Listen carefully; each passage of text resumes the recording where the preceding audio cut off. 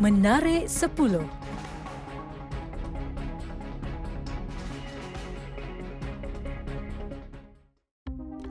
Sepanjang 2020, banyak perkara yang terjadi dalam dunia hiburan khasnya lebih tertumpu kepada anak kelahiran Sarawak yang mencipta nama di persada dunia.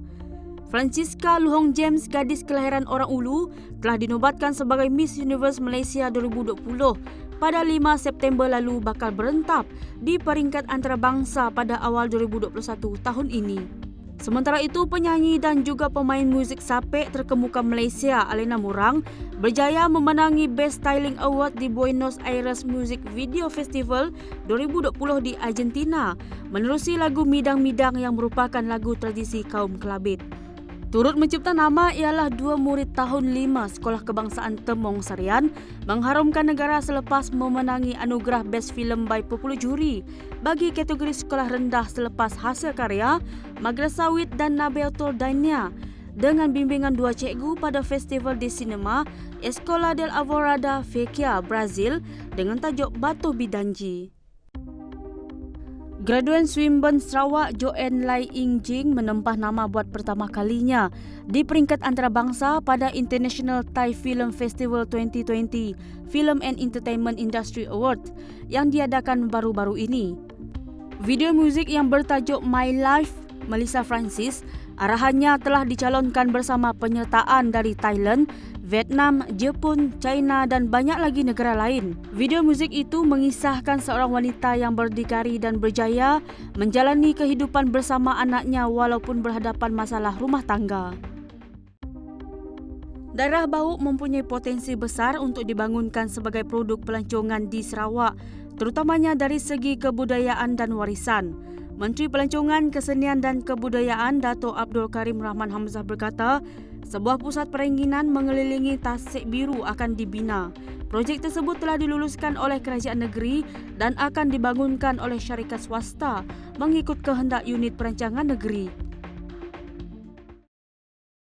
Kementerian Kebajikan Kesejahteraan Komuniti, Wanita, Keluarga dan Pembangunan Kanak-kanak melalui Jabatan Kebajikan Masyarakat Sarawak telah menyalurkan bantuan berjumlah 5.2 juta ringgit kepada mangsa musibah di Sarawak. Bantuan itu telah diagihkan sepanjang Januari hingga Oktober 2020. Antara bantuan yang diberikan termasuk pakaian harian, pakaian sekolah, peralatan sekolah, kelengkapan tidur dan barang dapur, selain bantuan bahan binaan rumah yang kesemuanya diserahkan dalam bentuk tunai. Bantuan musibah itu merangkumi kes kebakaran dan bencana alam termasuk tanah runtuh, ribut, banjir dan kemarau. Projek benteng tebingan Sungai Sibuti di Kampung Rambai Begenu masih dalam proses penyiapan sejak dimulakan pada awal November 2020. Projek tersebut adalah di bawah program transformasi luar bandar RTP yang melibatkan kos sejumlah RM200,000. Projek tersebut bermatlamat untuk menghalang hakisan tanah di kawasan tebingan sungai selain mencantikkan suasana kampung itu.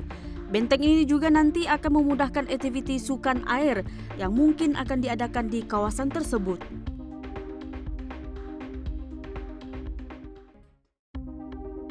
Jabatan Pengangkutan Jalan JPJ bakal melancarkan satu sistem baru dikenali sebagai MyQ pada awal tahun ini untuk mengurangkan kesesakan di kaunter urusan agensi itu. Sistem tersebut berfungsi secara atas talian memudahkan pelanggan untuk mendapatkan nombor giliran. Pelaksanaan sistem MyQ itu sejajar dengan usaha ke arah pendigitalan dan amalan norma baru mengikut prosedur operasi standard SOP yang ditetapkan Majlis Keselamatan Negara. Projek rintis ini akan dilancarkan pada Januari 2021 di cawangan JPJ terpilih. Jabatan Bomba dan Penyelamat Negeri Sarawak menerima 9,367 panggilan kecemasan sepanjang tahun 2020. 1,627 panggilan membabitkan kes kebakaran, 7,330 panggilan bagi operasi menyelamat dan selebihnya untuk tugas khas.